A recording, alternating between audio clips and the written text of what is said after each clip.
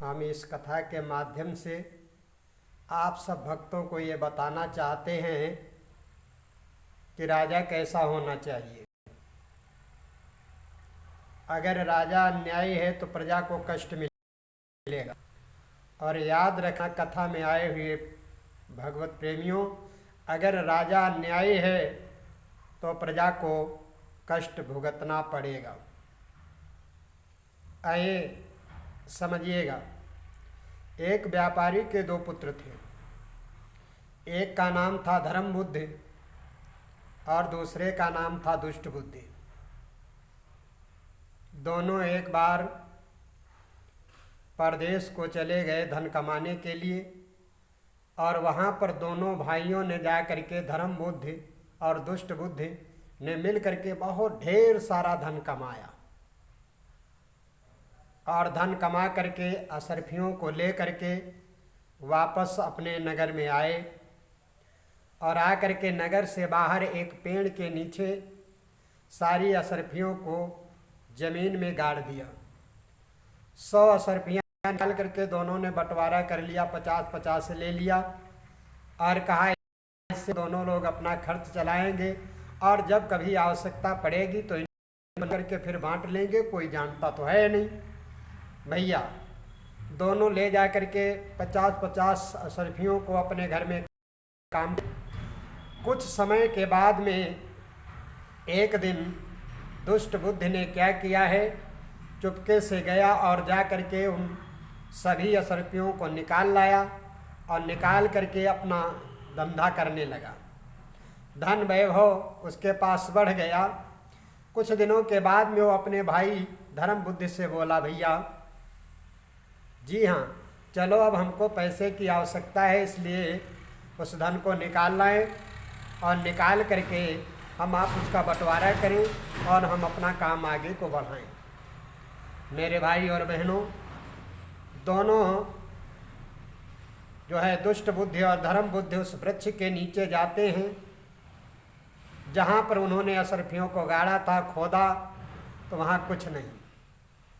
अब तो दुष्ट बुद्धि कहने लगा धर्म बुद्धि से, भैया ये धन तुम निकाल करके ले गए, आधा आप मेरे को दे दीजिएगा। चुपके से धर्म बुद्धि कहने लगा, भैया मैंने तो नहीं निकाला, आप ही ने निकाला है। अब दोनों में झगड़ा होने लगा। जब झगड़ा होने लगा तो दुष्ट बुद्धि ने अपने आप अपने सर को फोड़ करके और राजा के पास चला गया। राजा ने धर्म बुद्धि को बुलवाया, भाई तुम दोनों लोगों ने अपनी अपनी बात रखी। अब राजा की समझ में कोई बात आ ही नहीं रही है। दुष्ट बुद्धि कह रहा है कि ये हमारा भाई ले गया, धर्म बुद्धि कहता है कि ये ले गया। अब क्या करें? बड़ी मुसीबत राजा के सामने। चलो ठीक है, फैसला सुरक्षित है, कल किया जाएगा, और उसी वृक्ष से पूछा जाएगा जिस वृक्ष के नीचे तुम लोग उन असरफियों को गाड़ करके आए थे, और वृक्ष स्वयं बताएगा। मेरे भाई और बहनों, इधर दोनों वापस घूम करके घर में आए, और आकर के दुष्ट बुद्धि ने क्या किया, अपने पिता को ढेर सारा धन दे दिया, और ढेर सारा धन दे करके कहने लगा, पिताजी तुम इस वृक्ष की खोड़ में बैठ जाओ, और सुबह जब राजा के मंत्री पूछे आकर के तो बता देना ये धन धर्म बुद्धि लेकर के गया हुआ है। पिता दुष्ट बुद्धि के बहकावे में आ गया और जा करके वृक्ष की खोड़ में चुपके से बैठ गया। भाई और बहनों, सुबह होती है। अब दोनों राजा के दरबार में पहुंचे। राजा ने अपने मंत्रियों को बुलाया और बुला करके कहा, जाओ और जा करके वृक्ष से पूछ करके आओ।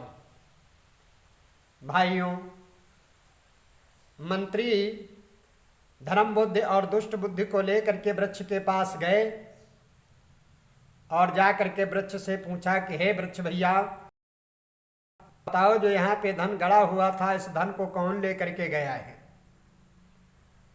तो वहां पर तो दुष्ट बुद्धि की चाल थी। वो पिता पेड़ की खोज से बोल खड़ा हुआ और बोला, इस धर्म धन को धर्म बुद्धि लेकर के गया हुआ है।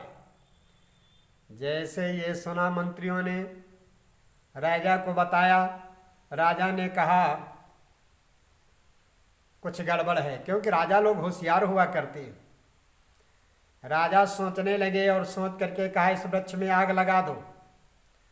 और जैसे उस वृक्ष में आग लगाई चारों तरफ से, तो उसकी खोड़ में जो उसका पिता छुपा हुआ बैठा था वो कूद पड़ा, बाहर निकल पड़ा। और जैसे बाहर निकला तो पकड़ लिया गया। मेरे भाई बहनों, राजा ने दुष्ट बुद्धि से जो है 500 अशरफियां धर्म बुद्धि को दिवाया, और दिवा करके दुष्ट बुद्धि को जो है घोर अपराध करने के कारण उसको सजा दी। इसलिए राजा को न्यायी होना चाहिए। अगर हमारे समाज में, हमारे देश में, हमारे राज्य में अगर राजा न्यायिक है तो प्रजा को सुख मिलेगा।